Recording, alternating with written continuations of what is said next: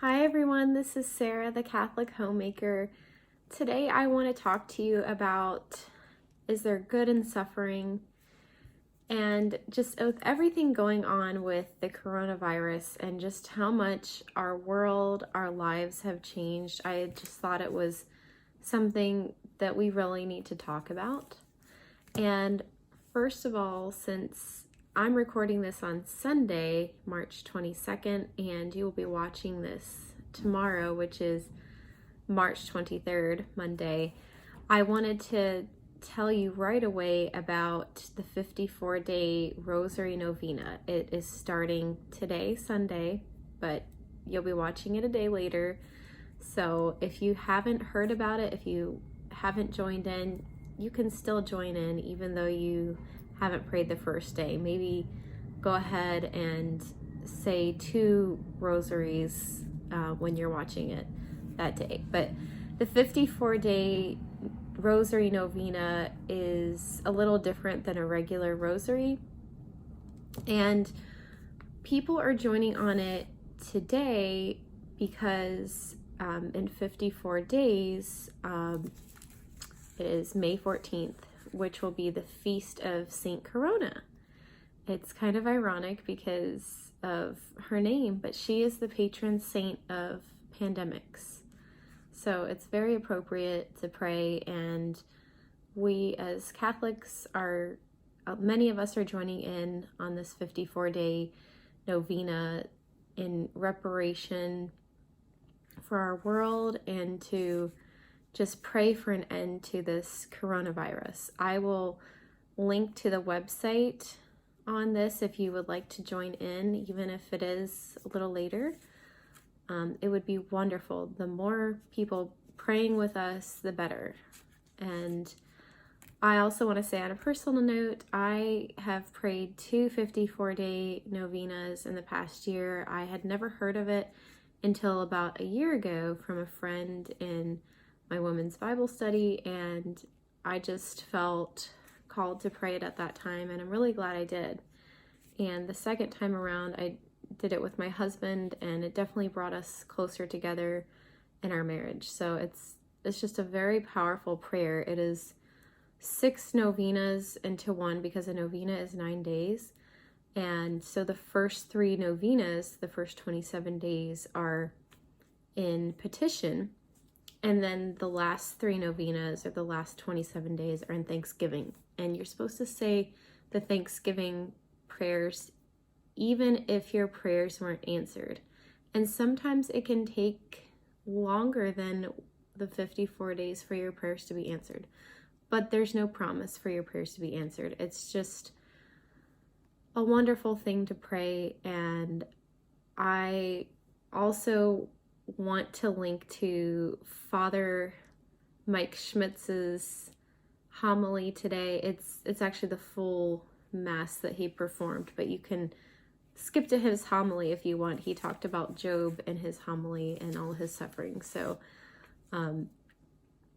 this is all just kind of connected in a great way. He talked about meaning and suffering in his homily, and it was very beautiful. I just want to talk about specifically what has been happening with the coronavirus, and that there has actually been some good that has come from it. But I also want to say I'm, of course, not minimizing anybody's suffering or anybody dying or being sick or deathly ill from this virus, this pandemic around our world. Of course I'm not. But I do want to point out some good things that have come from all of this happening. And the first thing is that families are spending a lot more time together. Most people around, at least in our country, the United States of America, many families in our country are just constantly busy, and they barely see each other. Spouses don't see each other much, or people don't see their children very much, or both, because they're always either busy with work or running their kids from activity to activity. I'm not saying there's anything wrong with that, but it's just a very hard thing that sometimes families aren't truly spending enough time with each other.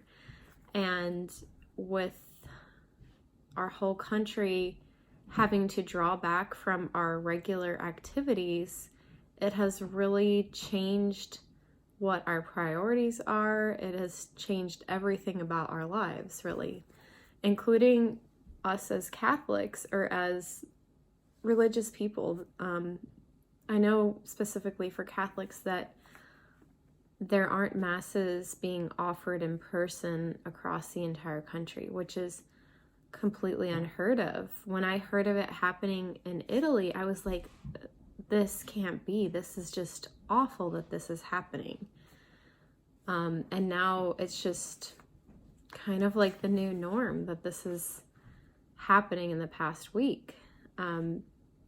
And it may go on for a while longer, more than just another week. I don't know. And it kind of depends on where you live as well. And we just hope and pray that it won't last much longer than this, because we do need God. We do need Jesus and the Holy Spirit. And it's different when you're at home. But I guess as Christians, as Catholics, it gives us perspective for people around the world who that is the norm for them, that they don't have a church around them, or they don't have mass offered for them, or maybe even the early Christians when that wasn't always a possibility for them. So it's kind of humbling, but we definitely don't want this to be the norm.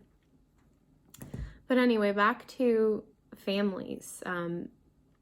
A lot of people, or probably most people, they're spending a lot more time together, families, which is a good thing, and hopefully that's a good thing for everybody, because most people are kind of shuttled around from sports or after school activities. And I know I can definitely remember that in my own life.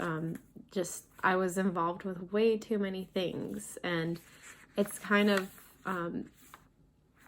you feel like it's a necessity growing up, because it's like you're always wanting to get to college. And I think that things have changed a little bit, that colleges want you to just focus on one area and be really good at that instead of being good at everything. And I really hope that is the case with most places, because it certainly was very stressful for me as a kid. But I feel that has been a blessing from what has happened from this pandemic. Secondly, people are having a lot more time to reflect and being able to spend more time with God. I know this isn't going to be the case for everybody, but personally, in the group that I'm with in my area, people have shared a number of reflections and resources to look at on our own, to reflect with God and to pray more. And it's been really great to have that community. Even though we're not, spending time with each other physically, we're still reaching out to each other. And also, people are cooking more because they're being forced to cook more. Maybe depending on where you live, or depending on who you are, you don't cook very much on a regular basis. But because of this, a lot of restaurants are closed, a lot of bars are closed, or maybe they only do takeout. And so maybe some of you, even watching my channel, are having to cook more frequently or cook more often. And that is really always going to be healthier than doing takeout or going to a restaurant, just because you're controlling the ingredients more at home.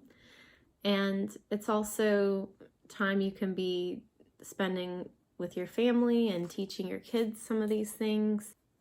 I have also heard that local farms are even getting a boost, because people have been going to the grocery store and just buying out everything. But I've also heard that people are buying from their local farmers, and even like raw milk is being sold out from the farmers or other areas. So I think that has been a really great thing that has been happening, is that people have been buying and maybe cooking more with real food.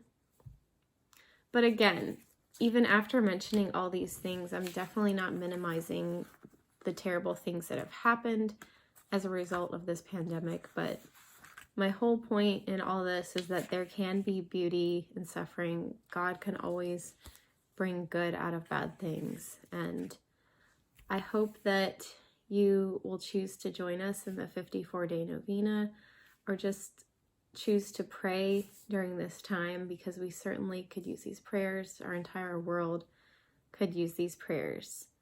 And if you like this video, please give it a thumbs up. Please subscribe to my channel.